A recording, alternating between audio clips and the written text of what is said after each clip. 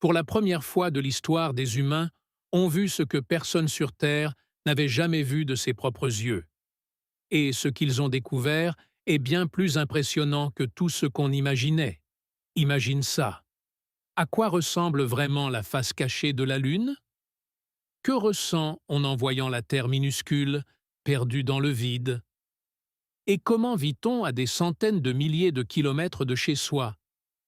Depuis quelques jours, les astronautes de la mission Artemis 2 vivent une expérience totalement inédite. Mais aujourd'hui, tu ne vas pas seulement voir ce qu'ils ont vu, tu vas comprendre ce que ça change profondément. Mais avant même d'atteindre la Lune, il y a une réalité qu'on ne mesure pas vraiment depuis la Terre. Vivre dans l'espace n'a rien de normal. Dès les premières heures, tout bascule. Le corps perd ses repères. La gravité disparaît. Et soudain, tu flottes. Au début, c'est presque magique. Les astronautes jouent avec des gouttes d'eau qui deviennent des sphères parfaites, suspendues dans l'air. Elles flottent, tournent, comme si le temps s'était arrêté. Mais très vite, la réalité les rattrape. Le cerveau est désorienté. L'équilibre est perturbé. Certains ressentent des nausées, d'autres ont du mal à se déplacer. Même les gestes les plus simples deviennent compliqués. Se déplacer, il faut s'accrocher partout.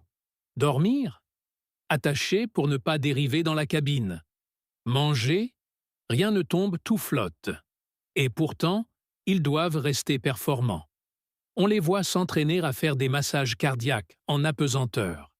Un exercice déjà difficile sur Terre qui devient ici un véritable défi. Puis vient le moment des repas.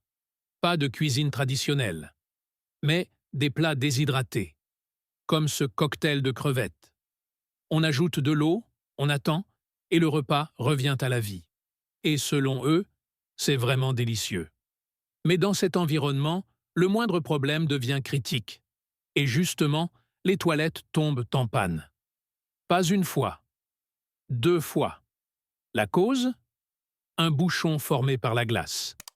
Dans l'espace, même les choses les plus simples deviennent complexes. Heureusement, ils ont une solution de secours. Des urinoirs pliables, pas très glamour, mais indispensables. Au final, ce qu'on découvre ici, c'est que l'exploration spatiale n'est pas seulement spectaculaire. C'est une adaptation permanente à un environnement totalement hostile. Mais tout ça n'est rien comparé à ce qu'ils voient ensuite. À un moment, ils s'arrêtent. Ils regardent par le hublot. Et là, tout change. Au début, la Terre est immense, bleue, vivante, familière. Elle remplit presque tout le champ de vision. Puis, lentement, elle s'éloigne. Heure après heure, jour après jour. Elle devient plus petite. Les continents disparaissent, les détails s'effacent. Et bientôt, il ne reste plus qu'une sphère, parfaite, lumineuse, suspendue dans un vide noir absolu. Seule une vingtaine d'humains dans toute l'histoire a pu observer ce spectacle. Mais ce qui marque le plus, ce n'est pas la beauté, c'est la prise de conscience. L'un des astronautes l'a dit très simplement. Rien ne vous prépare à ça. Parce qu'à cette distance, la Terre n'est plus un monde immense. C'est un point fragile, sans frontières, sans division. Tout ce que nous sommes, toute l'humanité, tient dans cette petite lumière. Et à cet instant, quelque chose change. Les problèmes paraissent plus petits, les conflits moins importants. On comprend une chose essentielle. On est tous au même endroit, sur une seule planète. Et il n'y en a pas d'autre. Mais pendant que la Terre disparaît derrière eux, quelque chose d'autre apparaît. Et c'est là que tout bascule. Pendant des siècles, l'humanité a regardé la Lune. Chaque nuit, elle était là, fidèle, silencieuse. On pensait la connaître. Mais en réalité, on n'en voyait qu'une seule face. L'autre moitié est restée cachée, inaccessible, invisible, jusqu'à maintenant. La capsule avance, lentement, presque en silence. Devant eux, la Lune grandit, encore Et encore. Elle devient gigantesque. Elle remplit le hublot. Chaque détail apparaît. Les cratères, les reliefs, les ombres tranchantes. C'est beau. Mais surtout, c'est intimidant. À ce moment-là, les astronautes ne parlent presque plus. Ils observent. Ils savent que quelque chose approche. Un moment précis. Un point de bascule. Puis, ça commence. La capsule entame sa trajectoire autour de la Lune. Progressivement, la face visible disparaît. Celle qu'on connaît tous. Celle qu'on a vue des milliers de fois. Elle s'efface. Et pendant quelques secondes, il n'y a presque plus rien. Juste une transition. Un passage. Et soudain, un nouveau monde apparaît. La face cachée de la Lune.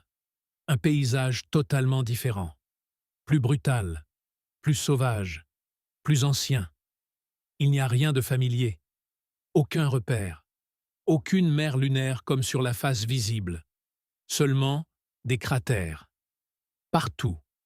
À perte de vue. Des impacts figés dans le temps.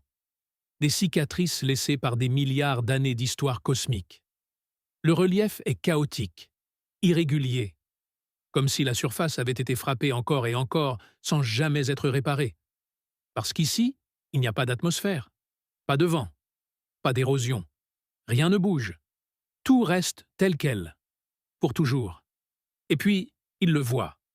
Un cratère immense, gigantesque, si large qu'il semble irréel. C'est ce que certains appellent le Grand Canyon de la Lune. Une structure colossale. Une faille gigantesque. Un gouffre silencieux. La lumière du soleil arrive de côté. Elle éclaire violemment certains reliefs et plonge d'autres dans une obscurité totale. Les contrastes sont extrêmes, brutaux, sans nuance. Et c'est là que quelque chose se passe. Pas autour d'eux, mais en eux. Le silence devient pesant. Pas un silence normal. Un silence absolu, total. Comme si l'univers lui-même retenait son souffle. Un des astronautes murmure, presque sans voix, c'est irréel. Un autre reste figé, incapable de parler. Parce que ce qu'il voit dépasse les mots. Ce n'est pas juste une image, c'est une confrontation, avec quelque chose de plus grand, plus ancien, plus vaste que tout ce qu'ils ont connu. Et à cet instant précis, ils réalisent quelque chose d'unique. Ils sont seuls, pas seuls dans la capsule, mais seuls en tant qu'êtres humains, de l'autre côté de la Lune, coupés de la Terre, sans communication directe pendant quelques instants, isolés, derrière un monde entier. Il n'y a personne d'autre, pas d'aide immédiate, pas de regard extérieur, juste eux et l'inconnu. C'est peut-être ça le moment le plus intense de toute la mission. Pas la beauté, pas la découverte, mais cette sensation d'être totalement seul dans l'univers.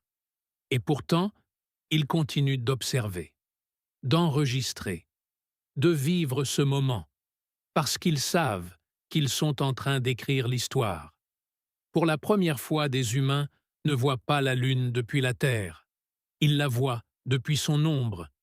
Et dans cette obscurité partielle, dans ce silence total, ils découvrent quelque chose que l'humanité attendait depuis toujours. Pas seulement un paysage, mais une nouvelle perspective.